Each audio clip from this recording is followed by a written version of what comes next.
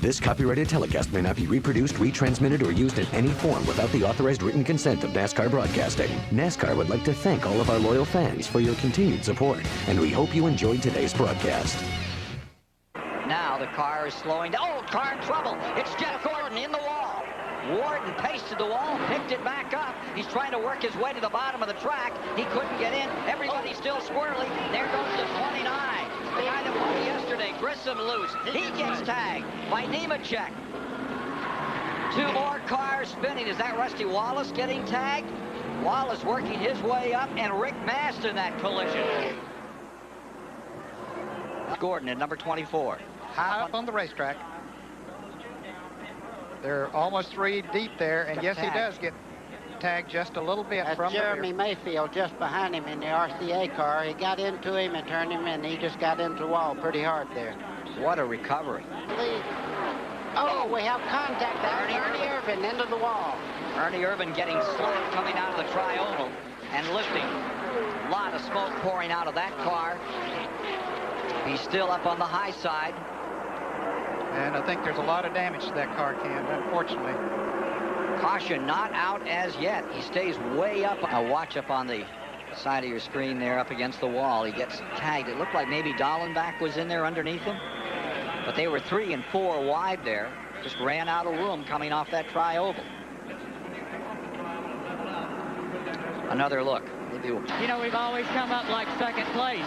But, you know, that's one of those deals to where trouble on the racetrack. We've got trouble on the racetrack, and it may be Derek Copes, number 12, throwing out a lot of smoke coming down through the tri-oval area. He, too, is tagged hard. Kenny Schrader waving the rest of the field off if there's been trouble ahead. Catch what happened here.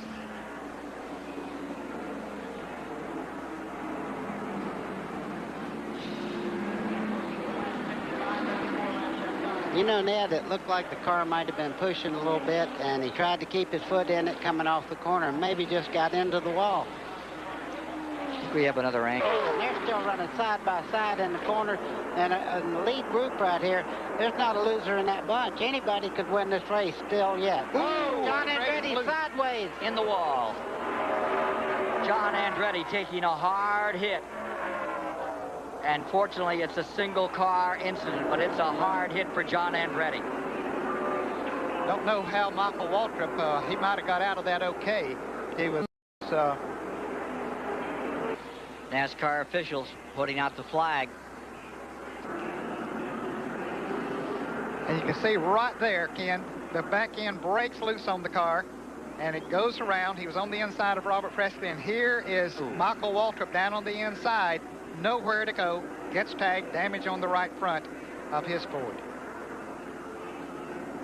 Tremendous impact head on into that outside wall. Boy, that car went up in the air a long ways there, but the right window blew out of that car as it came on the inside. And how about Kyle Petty running up there in the top 5? He must have been one of those that only made trouble. Bad wreck in turn 2.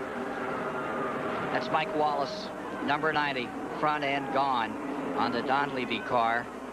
Let's see what else is in there. I think Brett Bodine, the man we were just talking about, who lost a car out here early on in the practice, had one burned down on him. Loy Allen is in it, and look. Have just a precautionary checkup.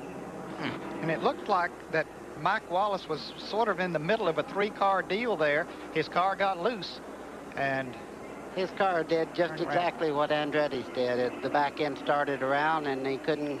The car is very stable. As he comes off the corner, you'll see him just straighten up a little bit to go down the straightaway. Up. That is Bodine tagging Lake Speed, catching Jeff Purvis in the 44, the guy that won that race 200-miler a week ago. And it looks like Robert Presley's been caught as well. Bobby Hamilton is involved in it. Chad Little, Morgan Shepherd. Ooh.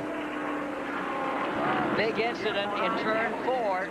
That'll be caution number 6 this afternoon. Watch the 7, bottom of the racetrack. Well, they were trying to go 3 wide. There by Bodine on the left rear corner. Bodine goes all the way to the wall. See Jeff Purvis there spinning in the 44. Chad Little in the 97. Sterling Cowboy is just along for the ride at that point, getting taken to the wall. That looks like Bobby Hamilton in there down pit road. Yep. Or Robert Presley. After this, tempers are flaring. Another Ford driver just asked his team owner if he could help one of those Chevrolets win this race. What would happen? Ken? Politics coming into play. Pressure's on.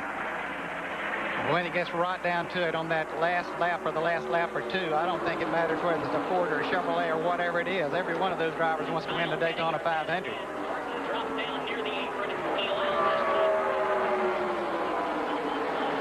Well, the only team cars I see out there is the number 6 of Mark Martin, and right behind him is Jeff Burton. The rest of them are out there on their own right now. But I'll be honest with you, right now it looks like the first 2 cars, it's going to be tough to come from where they're at and win this race. Kyle Petty back in 18th, goes a lap down. Earnhardt looks to the inside. Doesn't work. So does Dale Jarrett.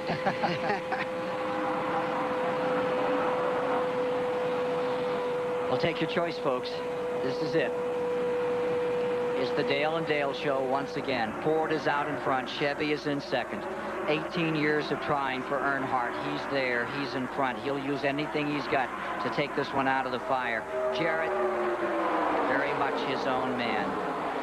That Jarrett has said that Dale Jarrett, his son, is a much better race driver than he ever dreamed of being because he's such a great athlete. He's taken a lot of bad with the good because of his name. But he's proven he's his own man. Here comes Earnhardt on the outside. 2 laps to go.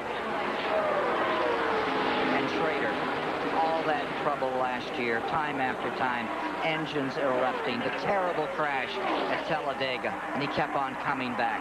And here he is riding in third. Is there enough in that 25 to pull the upset? And Mark Martin has fought his way from 18th back into the top 4.